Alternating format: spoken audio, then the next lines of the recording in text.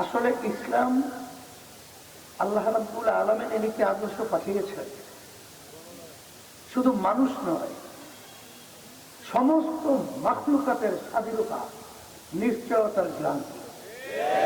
ইসলামী আন্দোলন বাংলাদেশের সিনিয়র নেতা মুফতি সৈয়দ মোহাম্মদ রেজাউল করিম পীর সাহেব চরমোনাই বলেন, স্বাধীনতার ৫৩ বছর পরও বাংলাদেশে সেই সাম্য, মর্যাদা, ন্যায় ও বিচার প্রতিষ্ঠা করতে পারেনি, যেসব উদ্দেশ্য নিয়ে দেশের মানুষ রক্ত দিয়ে স্বাধীনতা অর্জন করেছিল।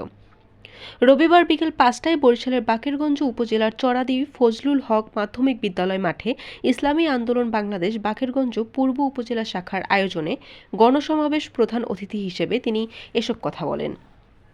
চরমোনাই পীর বলেন, বাংলাদেশ ৫ বার দুর্নীতিতে চ্যাম্পিয়ন হয়েছে, দেশের টাকা পাচার করে বিদেশে বেগম পাড়া তৈরি করেছে।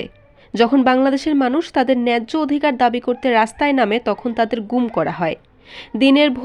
দিনের ভোট রাতে হয়ে যায়। মেধাবী সন্তানদের পাখির মতো গুলি করে হত্যা করা হয়।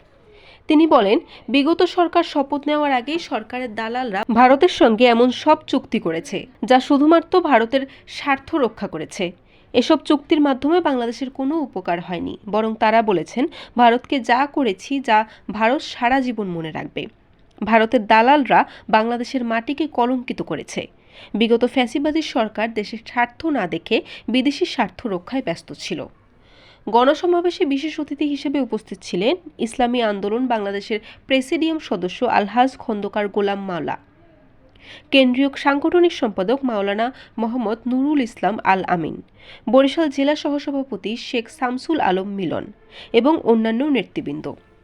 অনুষ্ঠানে সভাপতিত্ব করেন উপজেলা সভাপতি মাওলানা মোহাম্মদ মাহবুব হোসেন ইলিয়াস।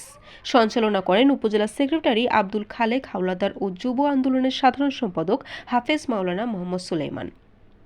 ইসলামী আন্দোলন বাংলাদেশ বরিশাল জেলা অ্যাসিস্ট্যান্ট সেক্রেটারি মাওলানা মোহাম্মদ কাউসারুল ইসলাম, জেলা উপদেষ্টা আলহাজ মোহাম্মদ মোজাম্মেল হক আকন। ইসলামী যুব আন্দোলন বাংলাদেশের জেলা সাংগঠনিক সম্পাদক হাফেজ মাওলানা মোহাম্মদ সানাউল্লাহ, ইসলামী শ্রমিক আন্দোলন বরিশাল জেলা সভাপতি মাওলানা মোহাম্মদ নাসির উদ্দিন ডাকুয়া। সমাবেশে বাকেরগঞ্জ উপজেলার বিভিন্ন ইউনিয়ন ও সহযোগী সংগঠনের নেতৃবৃন্দও বক্তব্য রাখেন। বরিশাল.নিউজ।